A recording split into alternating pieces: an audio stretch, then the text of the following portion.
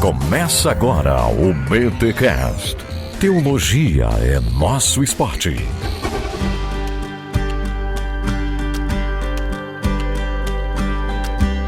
Muito bem. Começa mais um BTcast de número 406. Eu sou o Rodrigo Bibo e hoje vamos entrar na mente de Agostinho de Hipona. E eu sou Victor Fontana. Diferentemente de Agostinho, eu gosto de bebês.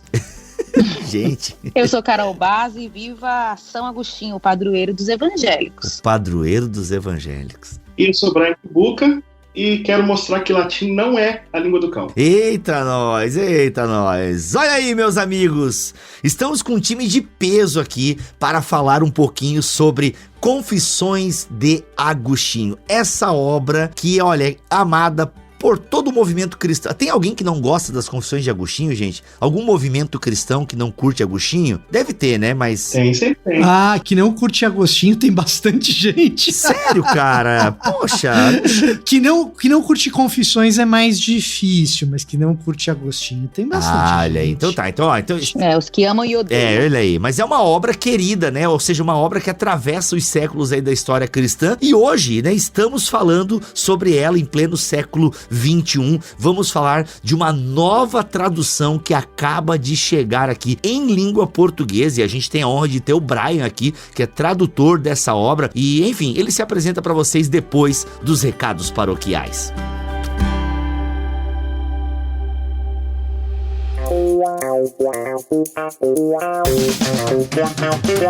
E nos recados paroquiais dessa semana, galera, é o seguinte, eu tô gravando até aqui no microfone do meu celular, porque eu tenho que incentivar você a prestar atenção neste programa, porque eu tenho certeza que depois que você ouvir este BTcast, você vai querer ter essa tradução das Confissões de Agostinho na sua estante. Aliás, se você nunca teve contato com essa obra de Agostinho, esse box com 2 volumes, as Confissões de Agostinho, traduzidas direto do original, gente, sério, direto do latim. É um trabalho simplesmente fantástico que nós temos aqui, lançado pela livraria Família Cristã, pela editora Pencal. Galera, sério, dá uma moral, porque está com um preço maravilhoso e, enfim, com a qualidade da Família Cristã, com a entrega, vale muito a pena você investir nesse material. Entra lá no site, dá uma olhadinha no acabamento do livro, folhinhas amarelas, enfim, cara, sim, sério, que trabalho fenomenal. E é por isso que a gente trouxe aqui para a Família Cristã. Aliás, se você já vai entrar no site da Família Cristã, dá uma olhadinha também no box sobre os pais da igreja. Também com uma tradução própria. E vai ter podcast aqui sobre pais da igreja, Didaquê, enfim. A gente tá preparando algumas coisas bem legais em parceria com a livraria Família Cristã. Então, gente, o link tá aqui na descrição deste BTcast. Vá conhecer esse trabalho da editora Pencal, porque, olha, Confissões de Agostinho, com essa tradução aí que o Brian fez, e você ouvindo o podcast agora, vai ficar um pouco mais claro o porquê que eu tô dando essa ênfase na tradução dele. Você vai ver o cuidado, o esmero, o conhecimento. Vale a pena demais você conhecer esse trabalho. Confissões de Agostinho, box com 2 volumes, capa dura, folha amarela. Gente, e o preço? Enfim, um preço muito bom. O link aqui na descrição deste BTcast em bibotalk.com. Simbora, vai, vou parar de falar, gente. Vai pro episódio aí que você vai entender o que eu tô falando.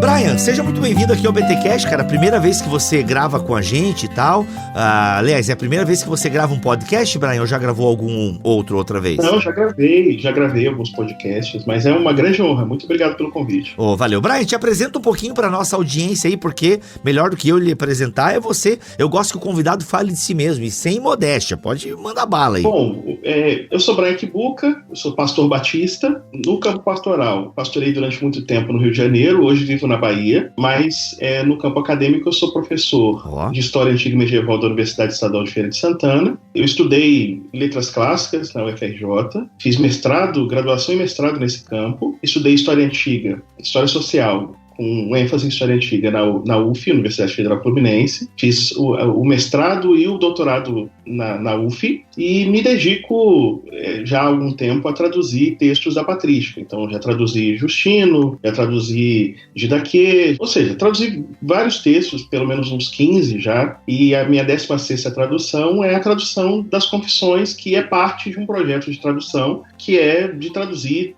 as obras de Agostinho, dá para traduzir todas, são mais de 100, mas pelo menos as principais obras de Agostinho a partir das línguas originais, né? Se fosse siríaco, no caso de Tassiano, se for grego, no caso de Irineu de Leão. No caso de Agostinho é latim, ele não conseguia falar grego, tá? Ele não aprendeu grego. E aí as obras dele são em latim, a gente traduz do latim a partir de uma técnica de tradução que tenta tornar o texto um texto bem atual e um texto que respeita a forma como o Agostinho usava a língua. Tá. Nessa questão da tradução, acho que a gente pode focar um pouquinho nessa questão técnica primeiro, antes de entrar no conteúdo das confissões e localizar ela na vida de Agostinho e tal.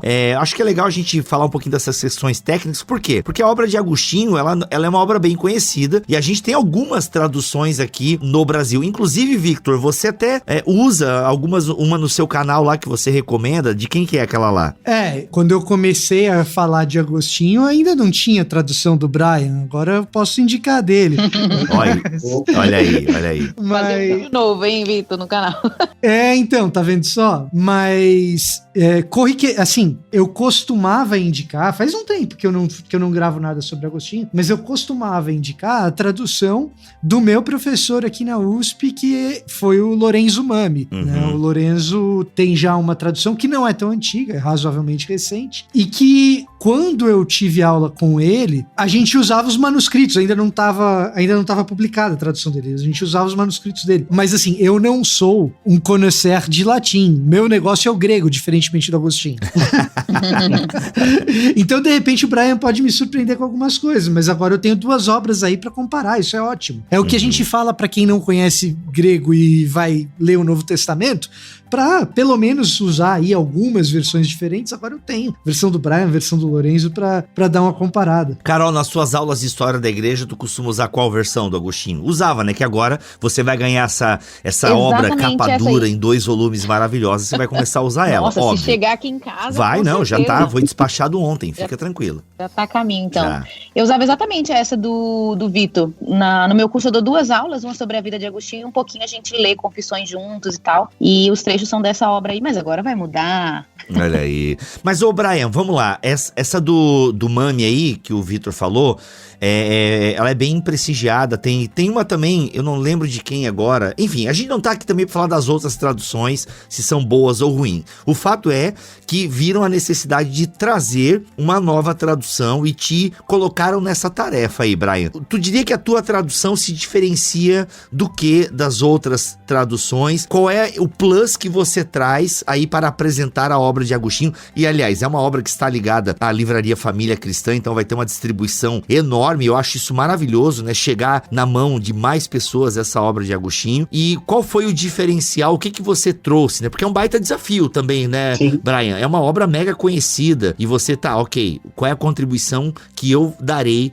para o povo brasileiro e tal? Bom, geralmente quando um tradutor lança a mão de um texto em língua estrangeira, a tradução é sempre um desafio e, tradicionalmente, o que se tenta fazer é verter palavras, expressões, estruturas da língua estrangeira para a língua do público que vai consumir essa obra. E, geralmente, quando isso é feito por helenistas, por latinistas, por classicistas, eles visam manter o máximo de fidelidade na maneira como os conceitos, os conteúdos são traduzidos para que haja uma correspondência entre a língua latina, no caso de Agostinho, e a língua portuguesa. Porém, há algum tempo a gente já conhece no campo da linguística e também da análise do discurso, da pragmática, da análise da conversação, são campos de investigação que não basta apenas traduzir ideias, palavras, conceitos, estruturas. Nós precisamos entender que tem uma certa dinâmica da conversação em determinados textos. O texto funciona de forma diferente dependendo do seu contexto de enunciação, o jeito que você fala, para quem você fala, ou seja, há outros elementos que precisam ser considerados para que aconteça de fato a tradução dessa situação comunicativa, situação desses discursos, desses enunciados. Como o Agostinho ele fez um texto dialogal, portanto ele dialoga com Deus, ele dialoga com outras pessoas, ele dialoga com o leitor, eu entendi por bem traduzir o texto respeitando a dinâmica da conversação. Portanto, há vários níveis de relacionamento que Agostinho estabelece com seus interlocutores. Com Deus, um relacionamento de alguém próximo, afinal, para Agostinho, Deus está dentro dele, mas ao mesmo tempo que Deus é próximo, existe uma um certo afastamento. Portanto, as traduções que colocam Deus como vós, né, utilizam a segunda pessoa do plural para falar de Deus, elas cometem um erro, porque ela tem o tu, mas há uma certa fala que ao mesmo tempo é próxima e distante. Mas às vezes Agostinho fala com amigos, e essa fala com amigos é uma fala muito mais coloquial. Isso também fica claro na tradução. E de vez em quando ele fala com professores, com pessoas mais velhas, a níveis de comunicação de acordo com o interlocutor de Agostinho, quando ele fala com a mãe, quando ele fala com Deus, quando ele fala com seus amigos, quando ele fala com a sua própria alma, às vezes ele fala consigo mesmo. Então, na tradução, nós respeitamos essas dinâmicas conversacionais. Então, vai ser muito fácil perceber, para quem lança a mão dessa tradução, que nós conseguimos distinguir esse elemento que nem sempre é fácil de ser traduzido em língua latina, que é perceber diversos níveis de relação que envolvem diversos níveis de conversação, que envolve diversos registros da língua. Nós respeitamos isso. E eu sou analista do discurso, eu trabalho com análise do discurso. Portanto, eu não traduzi apenas conceitos filosóficos, conceitos teológicos. Eu traduzi sentimentos, sensações, intenções. Agostinho, antes de tudo, é um pastor que está no 2º ano de episcopado e começa a escrever um texto que é interessante para aquelas pessoas que participam da sua paróquia e que vão aprender com o bispo, que é Agostinho, o que é uma história de conversão e como pode haver a transformação da vida do indivíduo. Então, o tom não pode ser um tom sempre grandiloquente, não obstante, de vez em quando ele discute filosofia. O tom tem que ser um tom, de fato, que apresenta dor, angústia, alegria. Às vezes ele está efusivo, às vezes ele está angustiado. Então essas coisas precisam ser traduzidas e essa dimensão das intenções, dos sentimentos, é o que a gente chama de patos, né? Isso a gente procurou traduzir bem. Portanto, não é uma tradução exagerada, ela respeita. Agostinho era conhecido orador, era formado em retórica, então ele nunca vai ser simplesmente coloquial, mas nós respeitamos essa maneira como Agostinho traduz seus sentimentos, suas emoções, suas percepções, suas angústias, suas alegrias, suas realizações e os vários níveis de relacionamento que ele estabelece com várias pessoas distintas e que ele coloca reproduz esses diálogos, essa comunicação no seu texto de forma sublime, de forma muito eficiente. Olha aí, bacana. Ô Brian, em relação à tua tradução, se a gente fosse pra galera talvez entender um pouco mais, a sua tradução, ela se aproxima, eu não sei se eu posso fazer essa comparação, né? Mas se a gente estivesse falando de tradução bíblica, a sua tradução se aproxima de uma Almeida Revista Atualizada ou de uma nova versão transformadora, uma NVI, por assim dizer? Quando Agostinho utiliza uma linguagem próxima da Bíblia na linguagem de hoje, a gente traduz como se fosse a Bíblia na linguagem de hoje. Quando ele utiliza uma versão mais refinada, um pouco mais sofisticada, como a Almeida Revista Atualizada, a gente utiliza como se fosse a Almeida Revista Atualizada. Ou seja, Agostinho, em Confissões, você tem tudo isso ali dentro. Você tem a fala com gente mais velha, a fala com sua própria mãe, a fala com um amigo, a fala que imita um adolescente ou um jovem falando. Nós respeitamos isso e isso vai dando vários registros. E esses registros, eles não perdem a identidade desse narrador, que ao mesmo tempo faz a autobiografia, que é Agostinho. Então é um barato quem lê, porque consegue perceber esses vários Agostinhos que há na sua própria obra e como nós conseguimos respeitar isso, que está no texto em latim, é bom deixar bem claro, isso está no texto latino e nem sempre é traduzido de forma eficiente para o texto em português. Eu acho que nisso talvez seja a nossa maior contribuição. A gente consegue traduzir Agostinho falando com seus interlocutores, agora em língua portuguesa, respeitando quando ele fala como Bíblia na linguagem de hoje, quando ele fala como Bíblia Mensagem, quando ele fala como Bíblia Revista Atualizada, quando ele fala como aquelas edições dos padres católicos lá do século XIX, a gente respeita isso tudo. Bibo, olha só que coisa interessante que o Brian tá trazendo pra gente. O que ele tá trazendo pra gente é algo que, como alguém que lida com Bíblia vê o tempo todo, às vezes a gente gostaria de ver em traduções bíblicas, porque essa variação tonal que o Brian tá expondo pra gente, que consta no registro original de Agostinho, consta também no registro bíblico. Ora, o texto bíblico é mais formal no original, no grego, no hebraico e nos pequenos trechos de aramaico que nós temos no Antigo Testamento. Ora, a gente encontra ali um tom mais formal, ora a gente encontra um tom mais coloquial ali. Ora, a gente encontra até mesmo, no caso do Novo Testamento, alguém escrevendo em grego, mas com cabeça de hebraico, e tudo isso muda muito o tempo todo. O que essas versões que você mencionou para a língua portuguesa da Bíblia fazem é pegar esses estilos que estão contidos lá no texto, nos idiomas originais, bater num liquidificador, como se fosse mais ou menos tudo a mesma coisa, e submeter esses estilos na hora da tradução a um projeto editorial que vai servir um determinado propósito com a mente no leitor. Ah, eu quero alcançar um leitor que tem uma linguagem mais informal, então eu pego e faço um projeto editorial de tradução que se assemelha ao da NVT, por exemplo. Isso não é necessariamente ruim, é pensar no leitor final. Só que você perde essas questões de multitonalidade que estão lá no idioma original. E aí o que o Brian tá fazendo aqui? Não, peraí. O meu projeto editorial é preservar a linguagem do autor, é preservar a linguagem de Agostinho nas diferentes circunstâncias nas quais ele escreveu, com quem ele estava dialogando e quando ele mudou essa tonalidade. Então, a gente está diante aqui de um projeto editorial, que é um projeto editorial muito complexo e ousado, porque em vez de eu chegar e falar assim, olha, determinado tipo de expressão eu vou sempre traduzir de uma determinada maneira que vai obedecer o meu projeto editorial, que tem em mente ser mais formal, não, determinado tipo de expressão, a depender do contexto, eu vou traduzir de uma maneira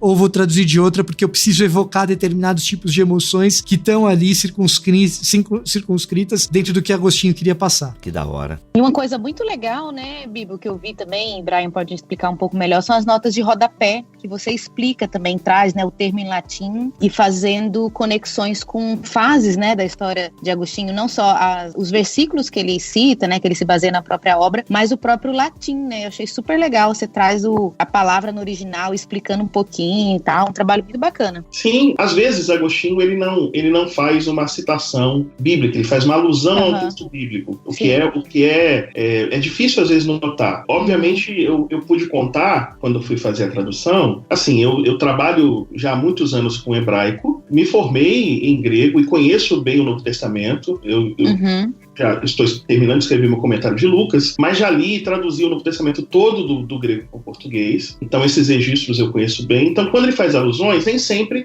essas alusões são percebidas pelos tradutores. Então nós não apenas colocamos as citações, mas também indicamos. Quando ele cita a Vulgata, quando ele cita a Septuaginta, na verdade ele cita mais a Vulgata, tá? Ele não cita muito a Septuaginta. Quando ele está fazendo uma alusão, portanto, a gente respeita bastante essa característica de Agostinho de ser alguém que cita, referencia tudo que ele fala com Bíblia. Sim. Né? Uma coisa interessante e importante para quem vai traduzir Agostinho. Ele cita bastante, né? Aliás, gente, um parêntese aqui que eu acho bacana. Por que Agostinho teve dificuldades com as línguas originais, né? Alguém já disse que talvez esse foi o calcanhar de Aquiles aí do ministério de Agostinho, um cara que produziu, né, uma teologia que é consumida até hoje, que moldou o catolicismo, moldou o protestantismo.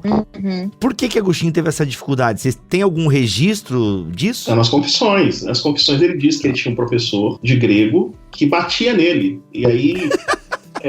exatamente.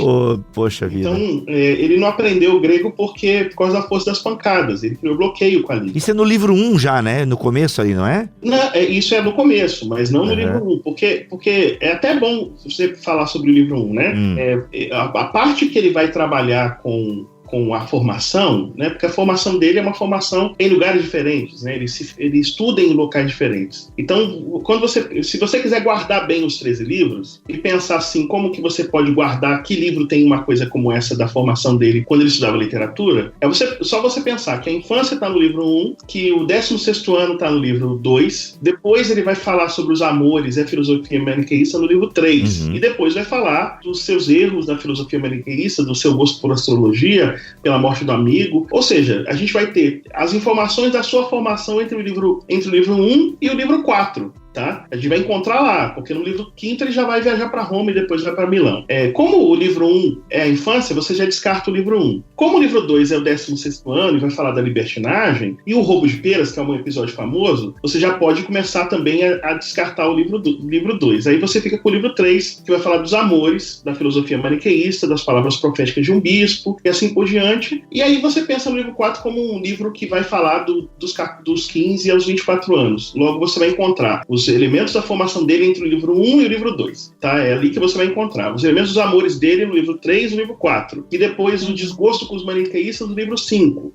O neoplatonismo no livro 7. A conversão no livro 8, tá? Então, é mais ou menos assim que a gente guarda como é que a obra está estruturada. Diga-se de passagem, é uma obra muito bem estruturada, tá? É muito melhor do que uma biografia em que o indivíduo quer traduzir cada passo da vida. Ele faz uma trajetória espiritual. Não é uma trajetória... Ela é espiritual, mas ela também é intelectual. Ela é espiritual, mas ela também é da sua descoberta do pecado e do seu descoberta do perdão divino. Logo, é uma trajetória que tem interesse para quem deseja compreender num mundo intelectualizado e cheio de atrativos e de pecados, como é que o indivíduo pode encontrar Deus nesse mundo. E a resposta de Agostinho é interessante, porque você não encontra Deus fora. Você procura Deus em todo canto e descobre Deus dentro de você. Essa é a grande descoberta de Agostinho, que é uma coisa impressionante, né?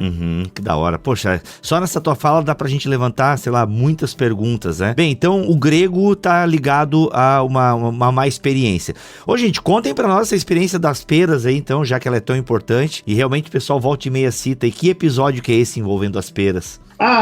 Pois é, a gente tem, quando a gente pensa nos episódios, a gente tem que sempre ler Agostinho com cuidado, né? Porque ele, na verdade, utiliza esses episódios como metáforas. Ele sabia, ele tinha acesso a frutas, ele tinha acesso à alimentação, mas ele sai, junto com os amigos, acaba roubando peras. E ele vai usar esse roubo de peras como um ponto de partida para refletir a tendência pecaminosa. Porque ele nem roubou as peras para comer as peras, ele roubou as peras depois para jogá-las fora. Então ele está dizendo... daquilo que a gente conhece bem de Agostinho, da disposição ao pecado que a todos perpassa. A nossa condição humana é uma condição de que nós não podemos não pecar, não posso não pecar. Não temos alternativa a não ser a graça de Deus. Sem a graça de Deus, o homem ele lança a mão de recursos que ele nem precisa, pela simples inclinação a fazer coisas erradas. E esse episódio das peras, que está lá no livro 2, né, é um episódio que vai ser ilustrativo de Agostinho para mostrar que ele era alguém que já tinha a tendência ao pecado na sua infância. Ele vai deixar isso bem claro no livro 1. Ele também vai dizer que ele não era um bebê inocente, que ele fazia chantagem quando bebê, mas ele não se lembra. Mas ele pega o episódio das peras do livro 2 para dizer: olha aqui como eu sou um pecador que preciso da graça de Deus, porque eu sou alguém que, tendo condição, participo de um roubo de peras, me associo a pessoas para fazê-lo, não é nem para comer, eu pego peras apenas para jogá-las fora, o que mostra que é a maldade pura e simples de alguém que é juvenil, né? Essa é a ideia dele. É mostrar o pecado por meio de um roubo que não tinha função. Não é nem um roubo para comer porque tá com fome. É o prazer de fazer aquilo que é proibido? Sim. Rapaz, exatamente. Somos todos Agostinho, olha aí. Agostinho, somos todos Adão, né? Embra, ele gasta muito tempo falando sobre o roubo das peras, né? Até, assim, toma um espaço grande, né, nesse livro. Toma, e essa fixação pelas peras, ela é, como eu disse, ela é uma metáfora. É para tentar convencer o leitor de que, olha só como nós estamos unidos nisso. Olha como a maldade não pode ser justificada. Porque a primeira resposta diante da descoberta do erro é dizer: foi a mulher que tu me deste, a serpente me enganou. Ou seja, nós somos pessoas cheias de desculpas, né? E Agostinho está dizendo: não há desculpas. Eu estou dizendo de mim mesmo, não tem desculpa. Quando a gente peca porque a gente não consegue não pecar. E só a graça de Deus pode nos regenerar e dar a capacidade de fazer o bem. Ô, Bibo, deixa eu ler aqui um trecho aqui do livro que a gente está falando, essa parte, porque nessa parte da pera tem essa conversa, né, do Agostinho conversando com ele mesmo e depois com o pecado, né, dessa interlocução. Ele fala assim: o que eu, desgraçado que eu era, amei em você. Meu roubo, meu crime à noite em meu 16º ano. Você não era bonito, pois era um roubo. Ou você era realmente alguma coisa para que eu pudesse falar contigo? Eram lindas aquelas peras que roubamos, pois foram criadas por ti. Ó mais belo de todos, criador de tudo, bom Deus, Deus meu, bem supremo e meu verdadeiro bem. Aí vai falando que as peras eram bonitas, não era a pera em si é bonita, mas aquelas não eram, mas ele roubou pelo prazer de roubar, não pelo prazer da pera e nem de comer, né?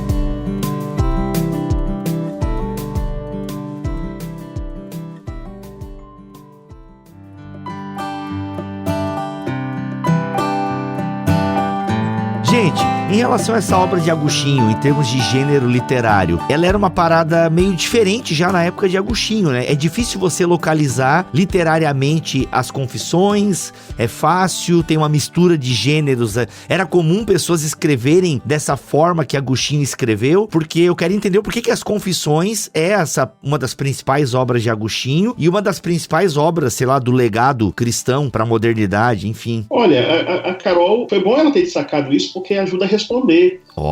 Foi um excelente texto que ela separou, porque perceba que a ideia de falar de Deus como supremo bem, essa ideia é uma ideia platônica, né? A ideia platônica que Agostinho recupera. Portanto, Agostinho está em diálogo com o platonismo.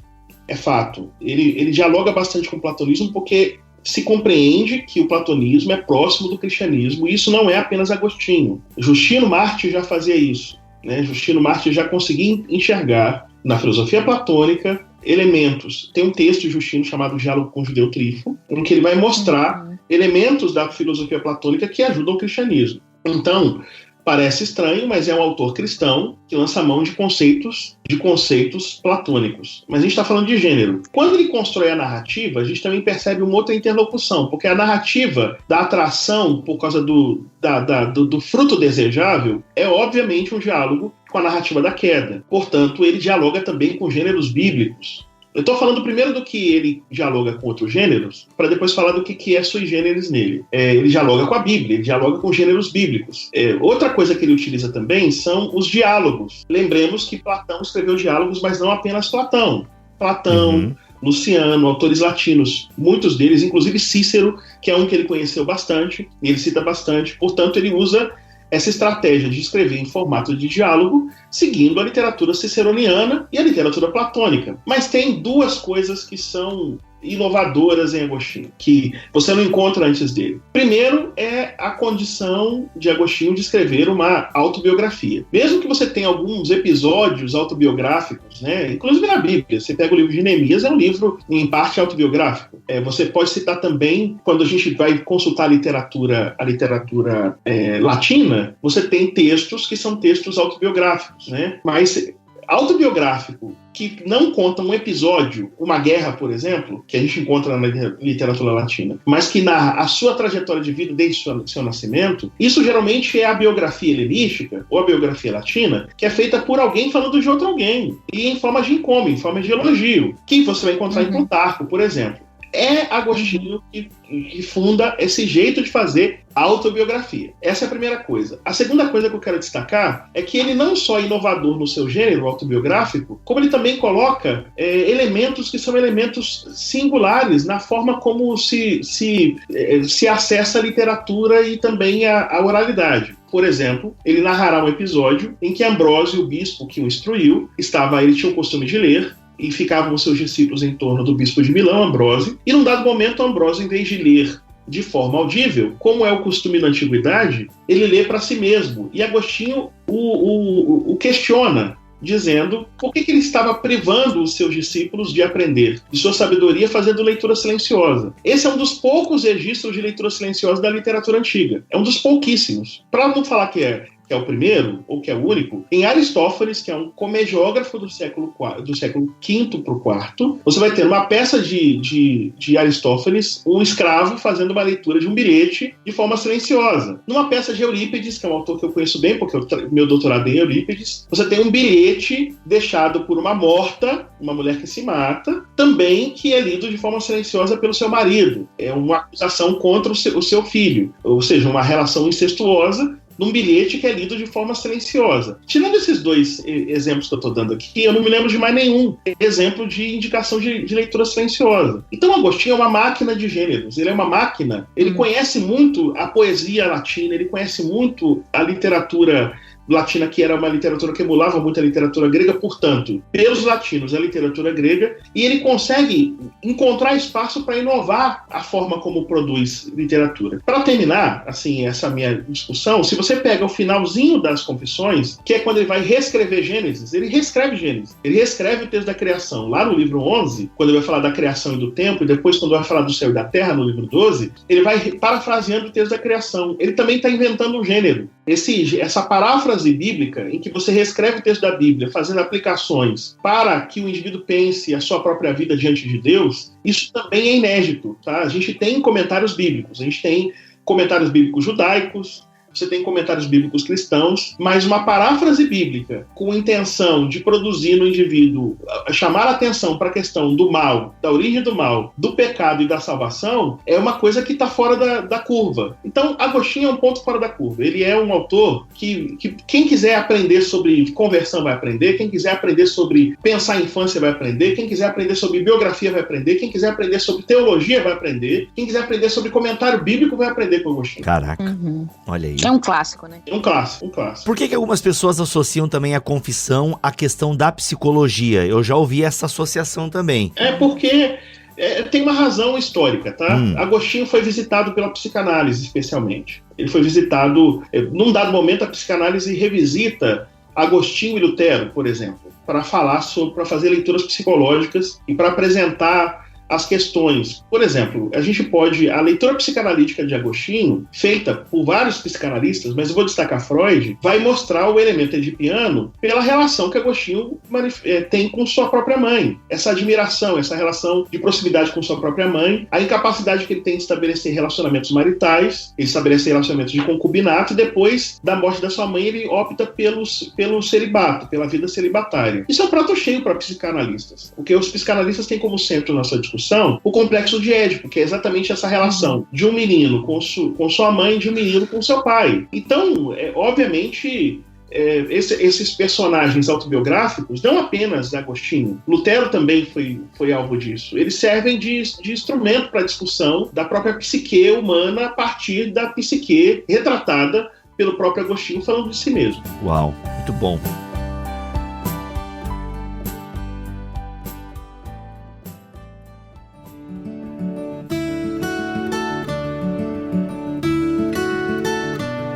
Agora, outro ponto que eu queria levantar é a questão do título da obra, né? Que é Confissões. Tem gente que acha que às vezes é só confissão de pecado.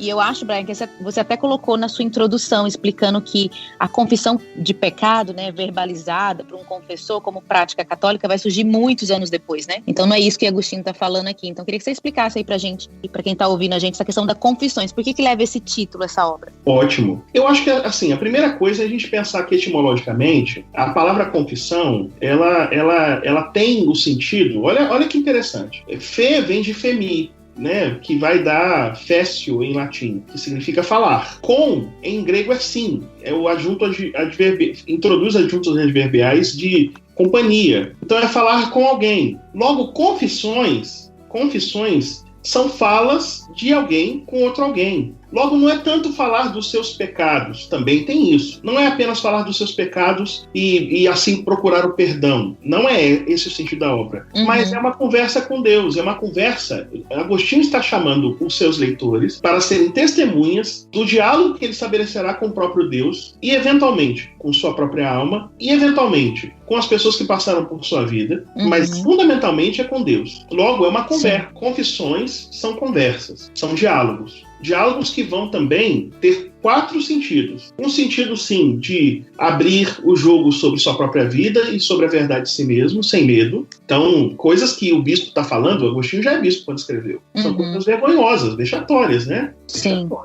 Segunda coisa. Peraí, isso aí é um ponto legal, só um parênteses aqui. Desculpa, mantém o fluxo aí, Brian, não esquece. Sim. Mas é muita coragem, velho. Parabéns, Agostinho.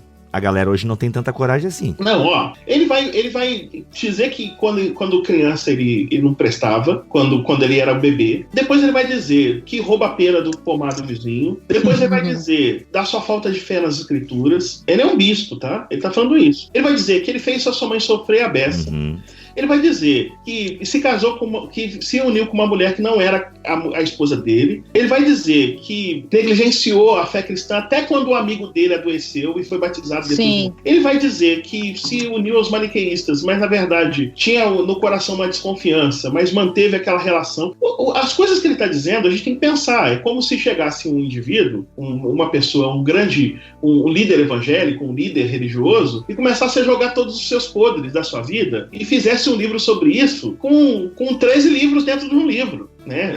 Porque as Confissões são 13 livros em um livro. É muita coragem. Não, e o que eu ia comentar é que todas essas coisas que Agostinho narra a respeito de si próprio são metáforas para a condição humana de pecado. Ele tá falando a respeito dele mesmo, mas ele tá falando a respeito do ser humano. A minha brincadeira com o bebê tem a ver com isso. Agostinho fala do pecado dele de bebê de quando ele não lembra, mas ele fala a respeito dos bebês e de como esses bebês são verdadeiros chantagistas em busca de leite e sequestrando a atenção de suas mães e de quem o circunda. E ele enxerga pecado até mesmo ali. Aliás, tem muita gente que tem uma certa aversão a Agostinho por ver essa visão um tanto negativa das coisas, até mesmo de um bebê. Mas a verdade é que essa visão realista de Agostinho é o que impede uma determinada prática que a gente até tem hoje, que eu até vejo, viu, Bibo, alguns líderes expondo esses grandes problemas da sua vida passada, nunca presente, diferente talvez um pouco do livro 8,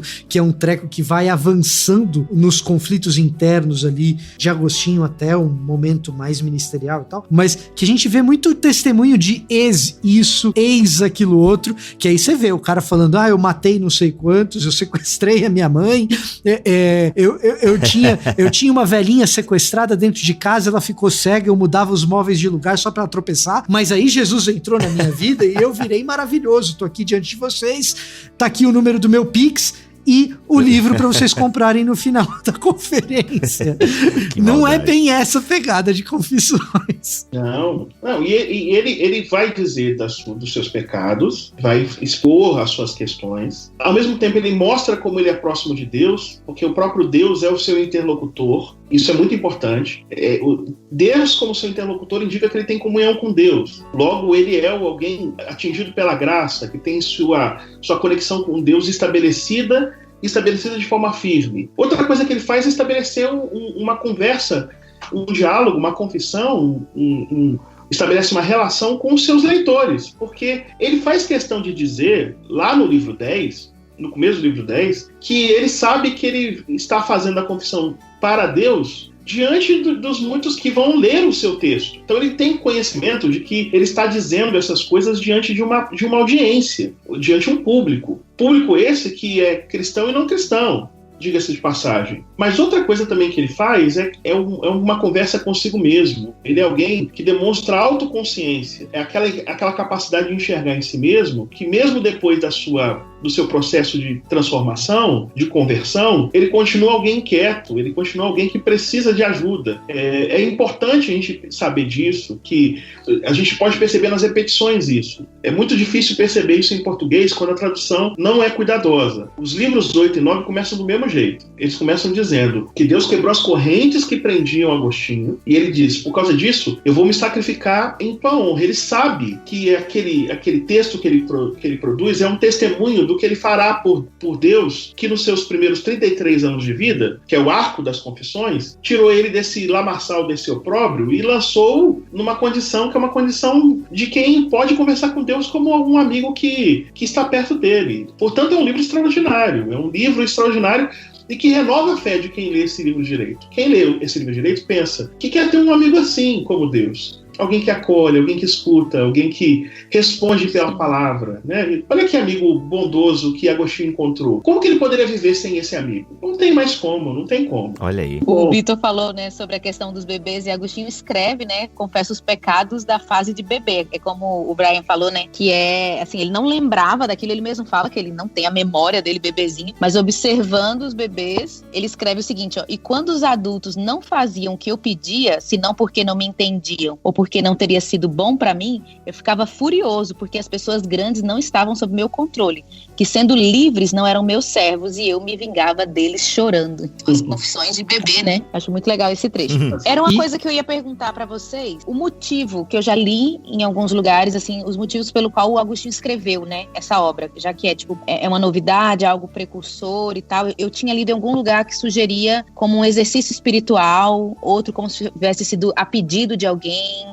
O que vocês falam sobre isso? Por que Agostinho escreveu esse livro? Ele escreveu esse livro porque as pessoas ele compreende, como pastor, que as pessoas precisam ouvir sobre esse assunto. Esse livro não é para que eles pudesse recuperar coisas que ele estava se esquecendo. Esse livro é um texto para encorajar a conversão. Inclusive, ele vai dizer nesse texto como é que você pode identificar uma conversão genuína. Ele vai mostrar suas próprias experiências para indicar o Deus que protege, o Deus que cuida, para a partir do Deus que protege para o Deus que cuida, mostrar para aqueles que ele se dirige, reforçando a fé dos que se converteram de verdade, apontando o caminho de conversão para os que não se converteram de verdade, e para aqueles que não cogitam se converter, mostrar como a proximidade com Deus e a conversão pode trazer para essas pessoas uma vida diferente e muito melhor. Então, As Confissões é um livro produzido para isto. Esse é o objetivo fundamental do texto. Não é um livro de especulação teológica, tem livros de Agostinho para isso. Não é um texto para ensinar catecúmenos, tem livros de Agostinho para isso. É um livro, de fato, para instigar as pessoas, a partir da experiência de Agostinho, que já é bispo, as pessoas saberem como é possível identificar-se como convertidos e, se não forem convertidos, como é possível passar pelo processo de conversão encontrando a Deus. É um mapa que aponta onde Deus está na experiência de um ser humano. E ele vai dizer que Deus não pode ser encontrado na filosofia do indivíduo que tenta convencer, ou nos exercícios espirituais daquele indivíduo que se mostra um grande santo. A conversão ou a Deus pode ser encontrado dentro de nós, a partir da nossa experiência com a nossa memória, que encontra as vezes que Deus cuidou de nós e nós não éramos merecedores desse cuidado divino. Portanto, é um livro é um livro que é um testemunho, é um livro com grande poder testemunhal. Olha aí. Ô, Brian, você estava falando, antes da gente abrir esse mega parênteses cheio de informação, de ricas informações, você estava explicando o título do livro, Confissões. Aí você estava falando do diálogo, se não me falha a memória, em 4 categorias, em 4 questões de diálogo e tal. Não lembro agora porque, enfim. Repete para nós aí novamente, eu acho que vale a pena.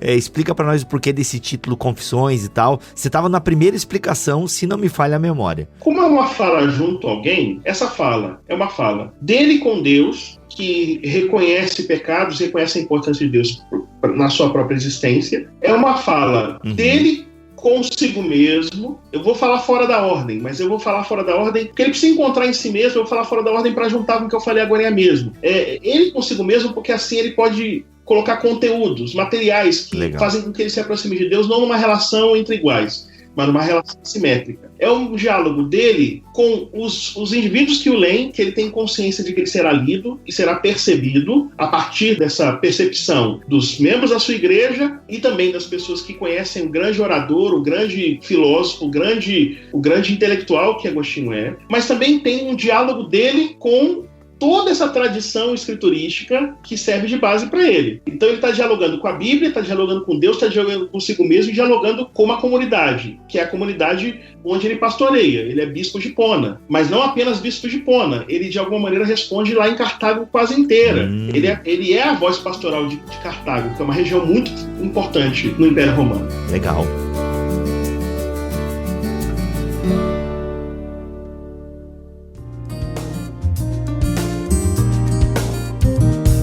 Bem, pessoal, vocês perceberam que a gente fez aqui uma introdução às confissões, eu acho que ficou bem bacana, calma que não acabou ainda. O Brian, né, tá com a obra fresquinha na cabeça, parabéns por esse trabalho, cara. Na introdução ali tu já coloca o tanto de obra que tu consultou e obras teológicas também, né? Aliás, até um parênteses aqui, Brian, eu gosto dos parênteses. Eu percebi que você consultou obras teológicas. Essas obras teológicas que você consultou é para poder traduzir bem determinado termo que Agostinho tá usando? Fiquei curioso quando eu vi isso. Às vezes sim, às vezes é para não traduzir mal, porque às vezes a tradução teológica ou a tradução de teólogos, ela tem o objetivo de extrair sentidos para os termos e para os textos que os textos eles não têm. E aí era importante dialogar com esse campo da recepção primeira de Agostinho, que é no campo teológico, né? Geralmente são teólogos que leem esse texto.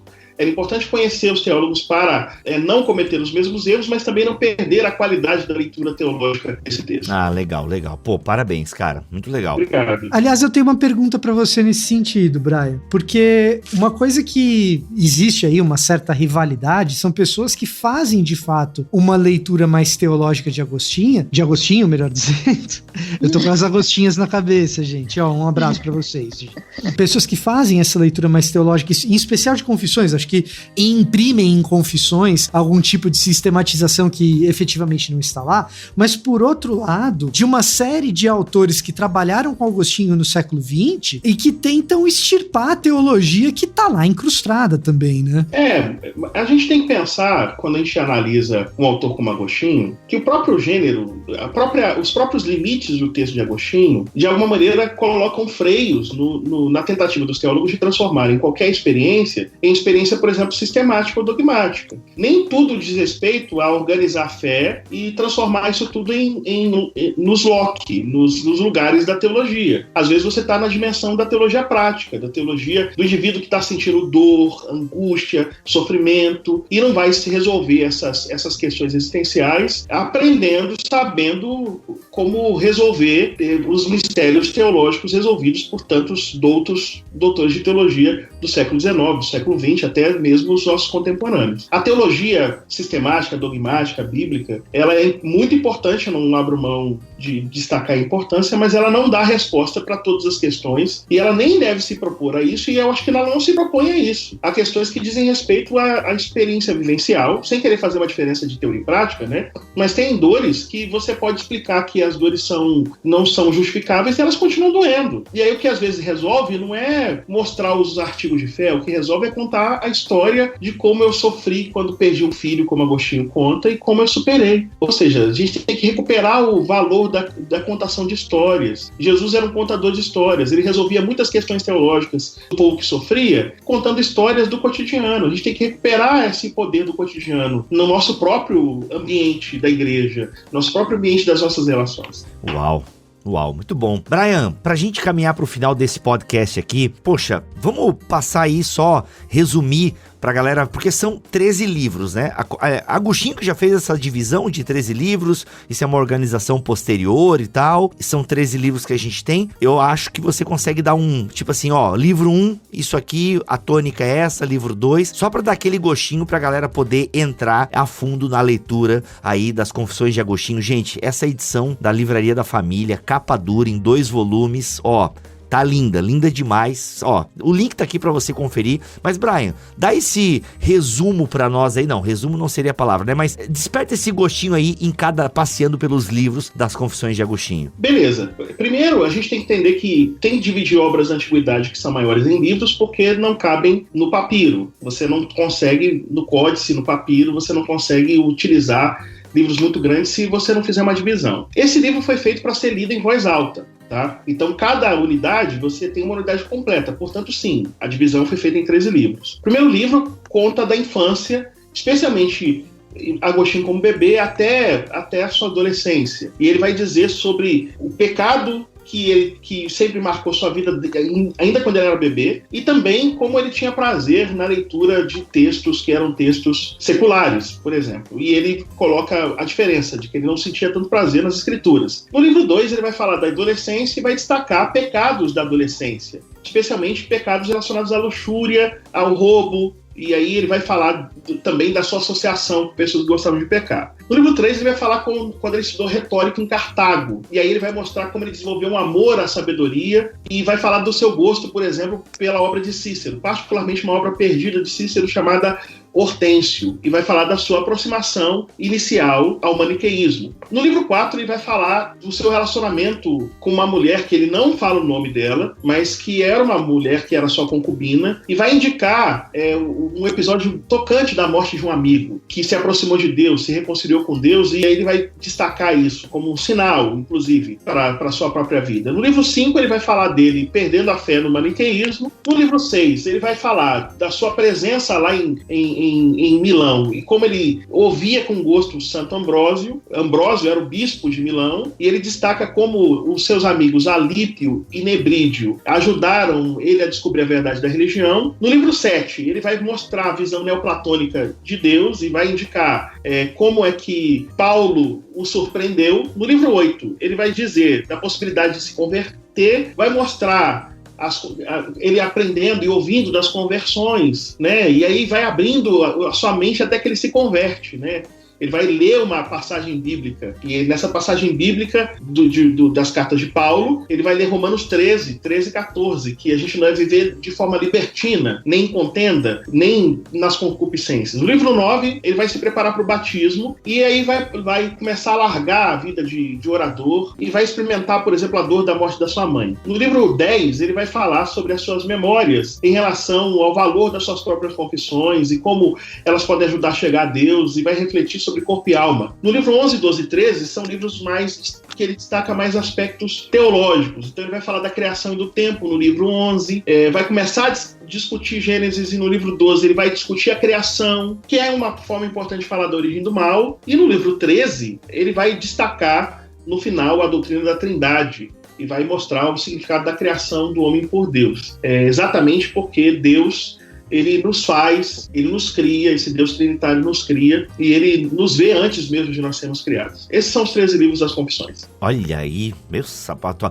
Lembrando que tudo em forma de diálogo e tal, várias, tipo, não é uma coisa, eu ia usar a palavra técnica, mas não sei se a palavra técnica se enquadra aqui ou não. Mas se enquadra, né? Não é técnica. É fluido, né? É uma parada fluida e tal. Aliás, até deixo a pergunta pra mesa e queria que todos vocês respondessem, né? Quem quiser, obviamente, mas por quê? Começa com o Vitor Fontana. Bem, então, Vitor, tu não tem a opção de não querer responder. Manda brasa. Manda brasa. Olha aí, por que ler, né, Confissões de Agostinho? Diante desse resumo que a gente teve aqui, né, dos tópicos e tal, por que hoje um cristão moderno leria uma obra tão antiga como essa de Agostinho? É curioso, Bibo. Tem um vídeo no meu canal, a pessoa pode ir lá assistir. Chama Por que Ler Agostinho? Mas... Olha aí, eu fiz a pergunta pra pessoa errada. O cara vem pra fazer jabá do seu excelente canal, inclusive, e tal, com muito conteúdo bom, com uma ótima live com o Gutierrez Siqueira sobre por que os jovens não estão mais na igreja e tal. Enfim, não que a gente queira fazer jabá do canal do Victor aqui neste momento agora. Mas é brincadeira, gente. Eu vou responder aqui. Você não precisa ir no meu canal. Depois você vai no meu canal ver as coisas que tem lá. Se tiver alguma coisa boa pra você, amém. Mas eu tô brincando, gente. Eu vou responder aqui.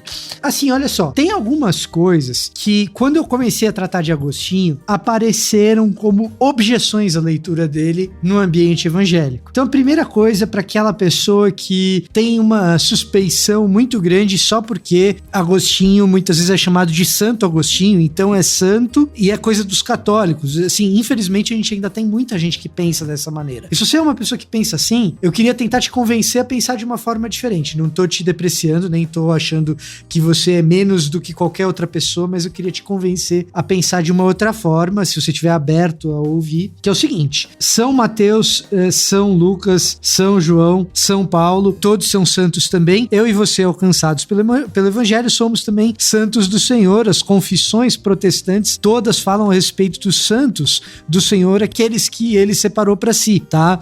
Então, se você pegar o protestantismo, chama aqueles que fazem parte da verdadeira igreja de Deus dos santos eleitos de Deus. Então, não tem problema nenhum nisso. E Agostinho é o cara que fundamentou a teologia de Lutero e fundamentou a teologia de Calvino. Então, se você é protestante, você é agostiniano mesmo que você não queira. Então, para aqueles que talvez tenham alguma resistência por causa do catolicismo, o que é uma outra discussão também, o quanto que a gente deve ser tão resistente assim ao catolicismo ou não, os católicos que são nossos irmãos em Cristo, dos quais nós temos divergências em distintivos teológicos, mas isso é uma outra conversa para um outro dia. Para você que é protestante talvez tenha uma certa resistência, eu queria te dizer o seguinte: muito provavelmente você é um agostiniano e não sabe, porque o protestantismo está fundamentado em alicerces agostinianos. Acho que é importante também conhecer Agostinho de Hipona para valorizar um pouco das nossas raízes do norte da África no cristianismo, né? Então,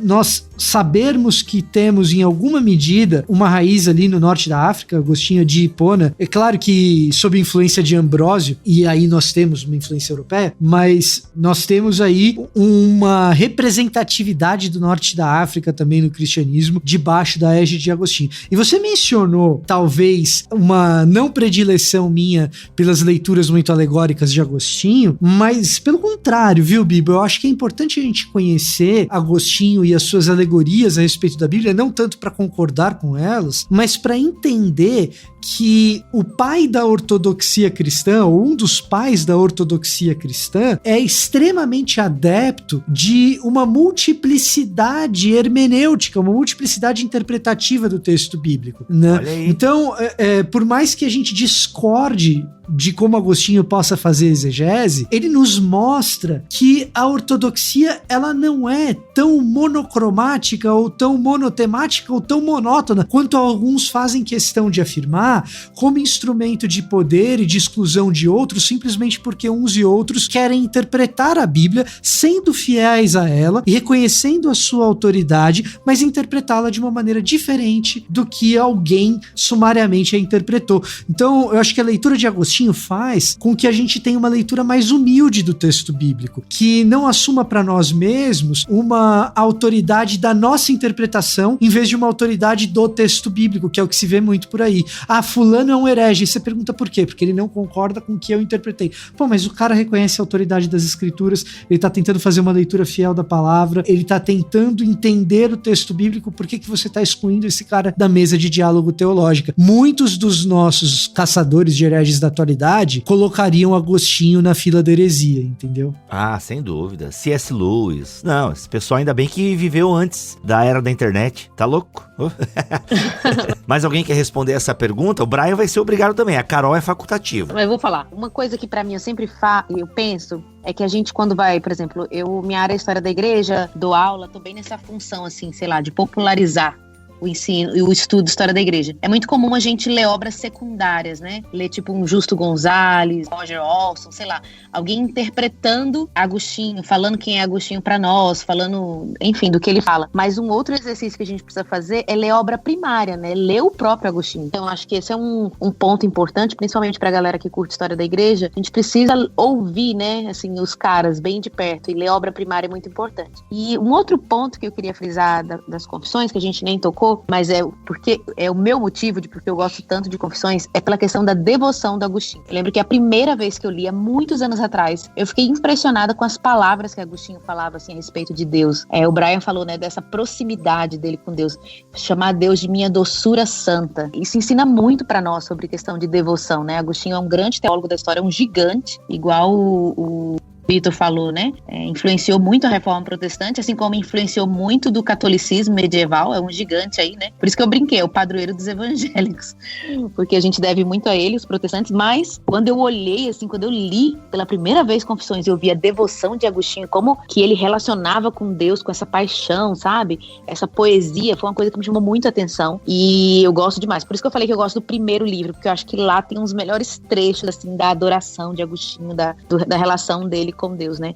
E também me admira muito essa questão dele revisitar a vida do ponto de vista da providência de Deus, né? Revisitando fatos da história. Às vezes eu fico pensando assim, será que eu tenho coragem de revisitar meus pecados do passado ou fatos da minha vida, assim, que eu julgo que foram muito ruins? Agostinho faz isso sem medo, né? Mas ele faz isso da perspectiva de Deus. Então acho que esse exercício que ele faz, eu acho muito interessante. Eu acho que quem lê vai encontrar com isso aí. Olha aí. E Brian, finaleira, fecha com chave de ouro esse episódio maravilhoso. Olha, em minha opinião, a importância de ler Agostinho é a importância de ler uma pessoa que conseguiu unir, de um lado, uma capacidade intelectual singular, que é alguém capaz de citar Salustio, Cícero, Quintiliano, alguém que conhecia bastante de filosofia relacionada à religião e também à metafísica, por causa do neoplatonismo, por causa do seu conhecimento muito grande e a sua participação, inclusive, entre os maniqueístas. E esse indivíduo que tinha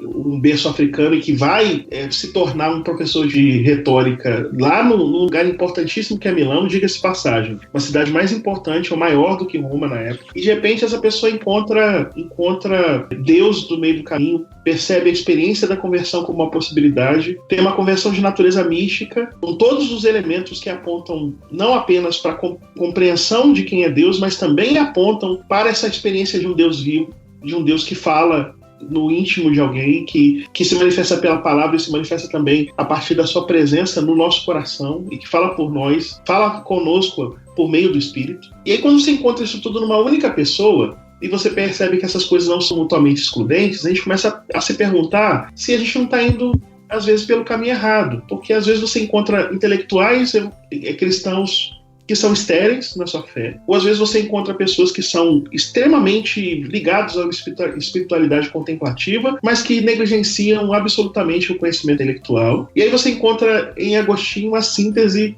de tudo aquilo que é muito bom numa única pessoa, que traduz essas coisas muito boas num livro, que é um livro em que ele se rasga e mostra seu coração e mostra sua alma para quem quiser ler, com todos os seus pecados ali descritos, com todas as suas fragilidades, inclusive fragilidades de depois da conversão. Então eu penso que um autor desse, ele não pode ser abandonado, porque ele é não apenas um grande doutor da igreja, ele não é apenas alguém chamado de santo. Ele é uma pessoa que nos mostra que pessoas podem ser essas coisas, caso seu coração esteja centrado em Deus, caso eles vivam próximos de Deus. Esse é o segredo para ser intelectual, para ser universitário, para ser membro de igreja, para ser pastor, para ser bom profissional, e nisso tudo ter muito Deus na vida. É conseguir perceber que Deus tem que ser alguém que está conosco, como alguém que fala do nosso lado, que a gente pode falar: olha só, Deus, o Senhor sabe, mas eu vou te contar, como Agostinho fala, o Senhor sabe, mas eu vou te contar, eu estou fazendo isso e aquilo, mas o Senhor está comigo, como que o Senhor ainda está comigo? E aí o próprio indivíduo responde que é por causa da graça. Ler as Confissões de Agostinho permite encontrar a experiência de um homem que viveu isto.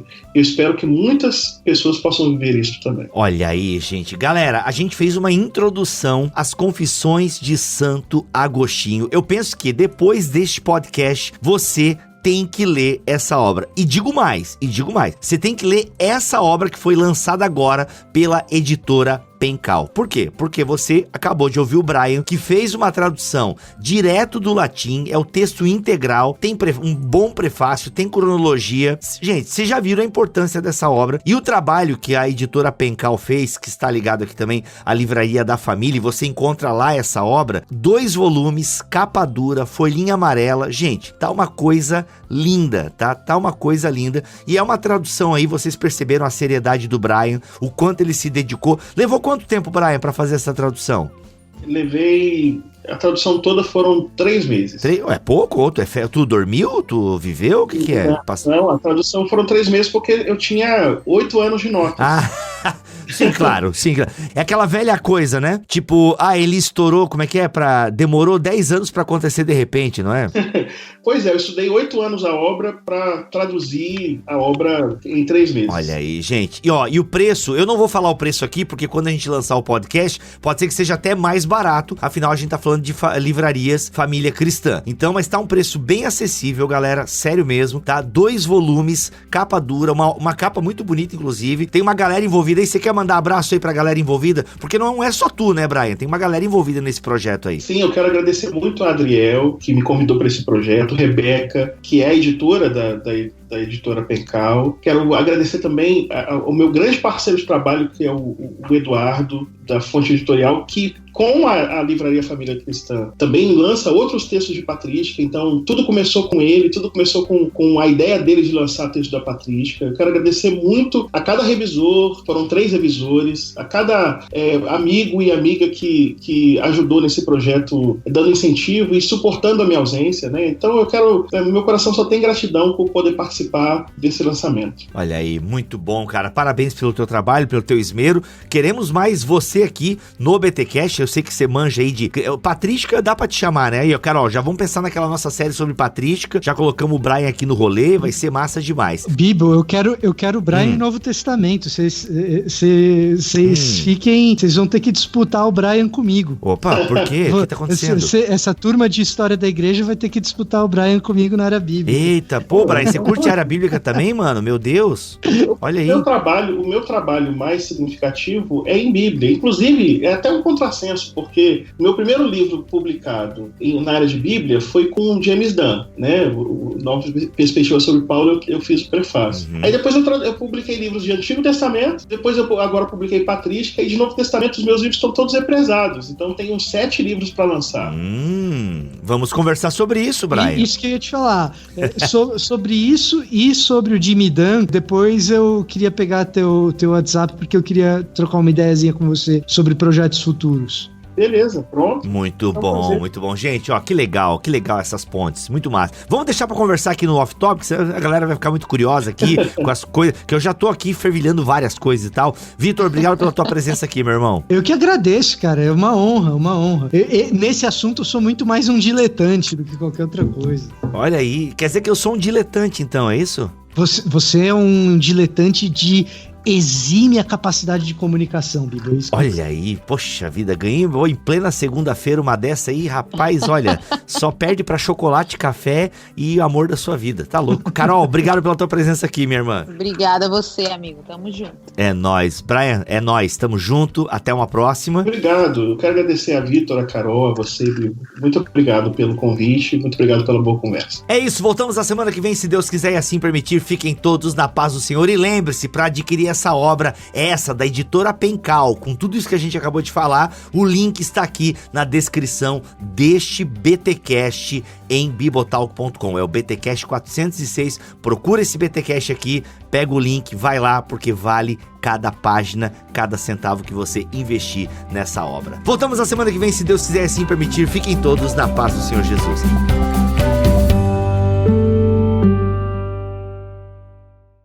Este podcast foi editado por Tuller Bibotalk Produções.